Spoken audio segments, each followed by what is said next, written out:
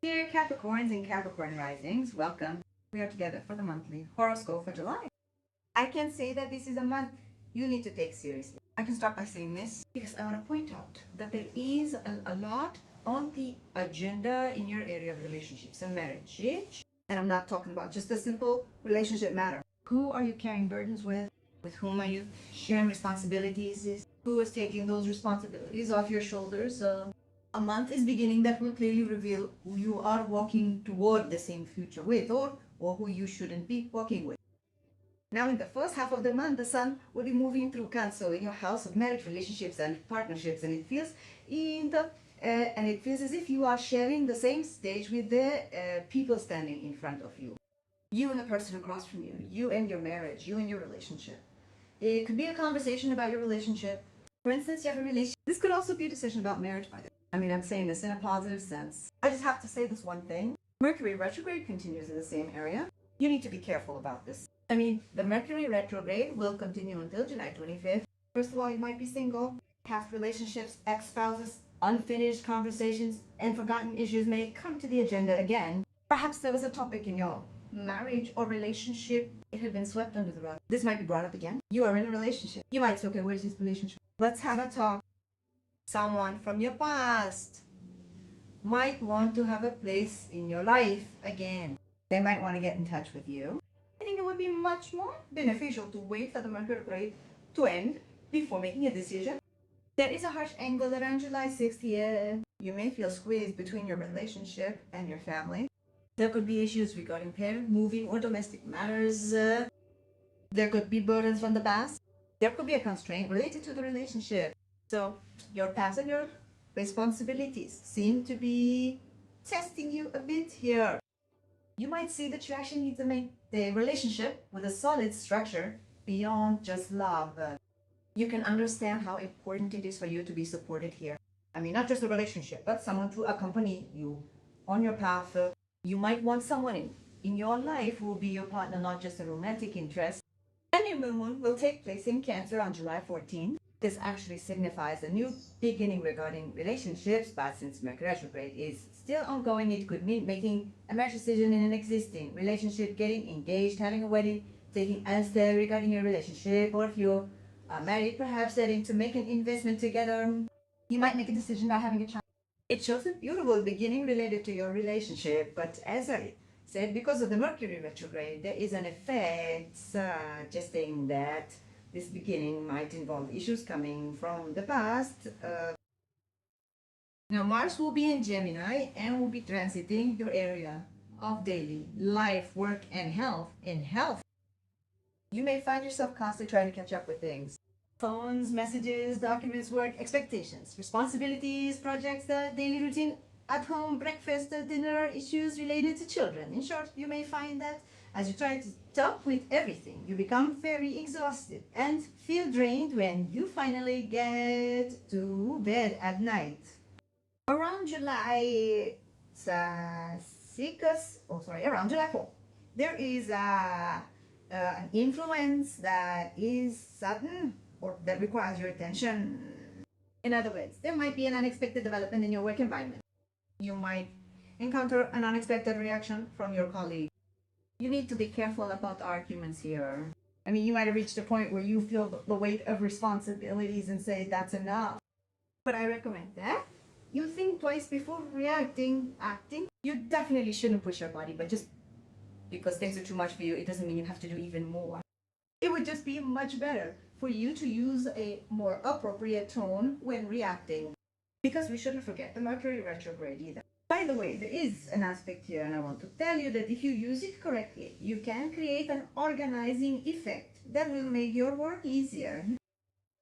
In other words, you may realize that working smart is more important than working hard. On July 9th, Venus moves into Virgo.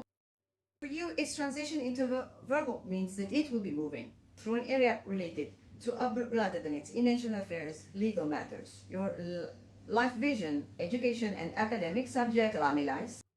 So there might be an issue related to abroad or distant places that will lift your spirits. For instance, you might relax. You might want to get away for a bit. You might want to take a breath. You might want to see a different view, and these will be really good for you. Getting to know different cultures, being with different people, meeting people from foreign cultures, and becoming a bit familiar with their life visions and cultures. All of these will be very good for you. And on July 10th,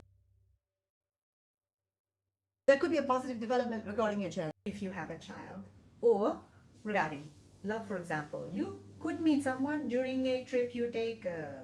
I mentioned different cultures. I mentioned international matters. You could meet someone from a foreign culture. You could meet someone on social media. There could be the start of a relationship or flirting situations. Between July 11th to 13th, you need to pay attention to similar developments in your work routine, education, and communication matters. Such a training or application might conflict with your daily responsibilities. A sudden situation in the work environment might prevent you from something you had planned. Like you need to do these things first. Actually, you may have made your plans, but you might also realize the responsibilities too need to be finished. After July 22, the Sun will move into Leo, and this indicates that for you, modern relationships, issues of nature, of psychological matters, and shared seven finances will come to the fore. Moreover, Jupiter has also moved into Leo here. As you know, it moved at the end of last month. We will start to feel its effects starting from this month. Over the next year regarding shared finances, there will be matters like a spouse's income, inheritances, support, or investments. You will have the chance to turn crises in these areas into opportunities. I can say there will be growth opportunities arriving and chances to achieve wonderful influences. Around July 29th, a full moon is taking place for you in the sign of Aquarius. Since this full moon occurs in your second house, it brings a sense of completion regarding money, your earnings, and what you possess. Are you getting the return on your hard work or are you not? You may find yourself questioning. You are putting in effort for things, but what are you getting in return?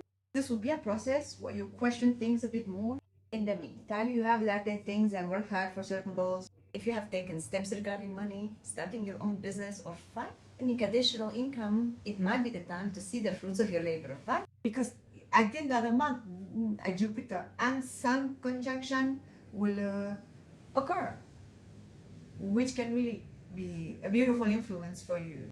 How could it be a beautiful influence? There might be an increase related to your spouse's income. For instance, an unexpected inheritance matter could arise. Insurance, alimony, taxes, you might receive a payment from these sources. A profitable situation may emerge in this, or since it also represents the psychological realm, it will provide you with a sense of internal relief.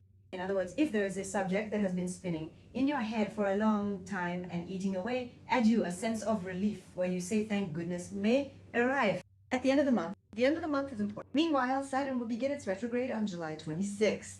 A few days later, Neptune will also start its retrograde. It will take place in your fourth house. This will be a retrograde in the areas of family, security, home, childhood, and the past. It will place before you all the responsibilities you acquired at a young age that you need to leave in your past. Issues that don't benefit you, perhaps traumatic events, or things that in a corner of your mind that put you in a scarcity mindset and cause you to hold that issue hold. It says, look, there are issues here that need to be fixed, things that need to be left behind, and matters you to say goodbye to.